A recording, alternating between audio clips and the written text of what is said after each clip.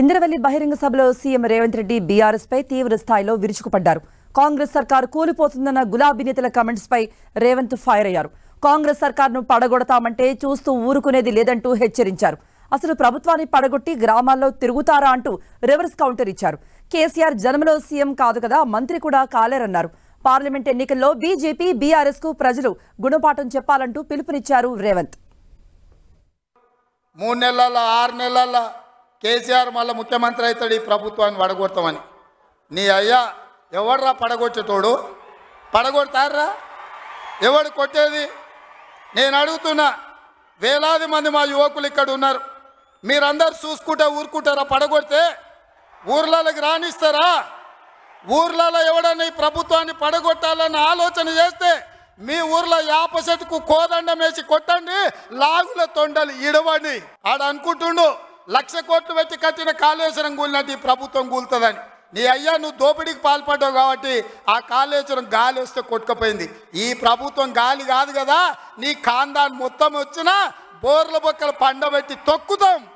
ఎవడని ప్రభుత్వం పడుతుందనో 6 నెలలకో 3 నెలలకో కేసీఆర్ ముఖ్యమంత్రి అవుతాడని చెప్పిండంటే మూతి పండ్లు రాలుతాయని నేను చెప్పదలుచుకున్నా. నిత్యానంద స్వామి అని ఒక ఆయన ఉన్నాడు, తెలుసు కదా మీకు అందరికీ. ఆయన ఇక్కడక్కడైతే లాభం లేదని పోయి ఎన్నో దీవి కొనుక్కొని దానికి రాజు అని ప్రకటించుకున్నాడు. ఇక కేసీఆర్ సంపాదించిన అక్రమ సంపాదన ఉంటే పోయి ఏమన్నా అడవిలో పోయి ఎక్కడన్నా పోయి దీవులలో పోయి దీవి కొనుక్కొని దానికి రాజు అని ప్రకటించుకోవాల్సిందే, లేకపోతే ఆయన ఫామ్ హౌస్కి ఆయన ముఖ్యమంత్రి కావాల్సిందే తప్ప ఈ తెలంగాణ రాష్ట్రానికి మళ్ళీ జన్మలో ముఖ్యమంత్రి కాదు కదా, మంత్రి పదవి కూడా కేసీఆర్కు రాదని నేను చెప్పదలుచుకున్నా. మీరు ఆలోచన చేయండి. ఇవాళ మతం పేరు మీద ఒకడు, మద్యం పేరు మీద ఇంకొకడు రేపు ఎన్నికల్లో ఓట్లు అడగడానికి వస్తారు.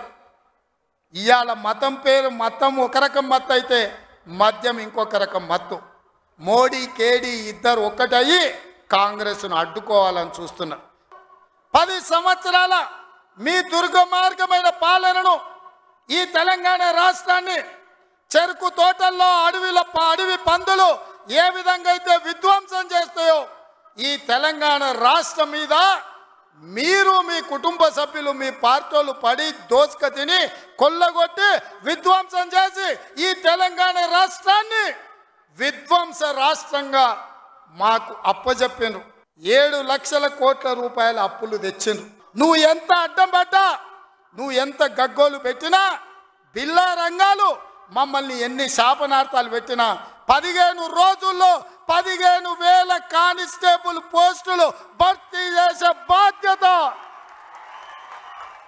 15 రోజుల్లో 15,000 కానిస్టేబుల్ పోస్టులు భర్తీ చేసే బాధ్యత మా మంత్రివర్గం తీసుకుంటుంది. తొందరలోనే మా ఆడబిడ్డల కోసం 500 రూపాయలకి ఇంటింటికి సిలిండర్ ఇచ్చే బాధ్యత మా మంత్రివర్గం తీసుకున్నది. ప్రియాంక గాంధీ గారిని రప్పించి 1,00,000 మంది ఆడబిడ్డల సమక్షంలో సిలిండర్ 500 రూపాయల కార్యక్రమాన్ని తొందరలోనే మీ ప్రభుత్వం మన ప్రభుత్వం తీసుకోబోతుంది అని చెప్పి మా మిత్రులందరికీ నేను చెప్పదలుచుకున్నా. పోయిన సంవత్సరం ఎవరెవరు ఎంతెంత వాళ్ళ ఇంటికి కరెంటు వాడినరో ఆ లెక్క కట్టి ప్రతి ఇంటికి తెల్ల రేషన్ కార్డు ఉన్న వాళ్లకు 200 యూనిట్ల వరకు తొందరలోనే ఉచిత కరెంటు మీ ఇంటికి ఇచ్చే బాధ్యత, మీ కుటుంబాలను ఆదుకునే బాధ్యత మన ప్రభుత్వం తీసుకుంటుంది.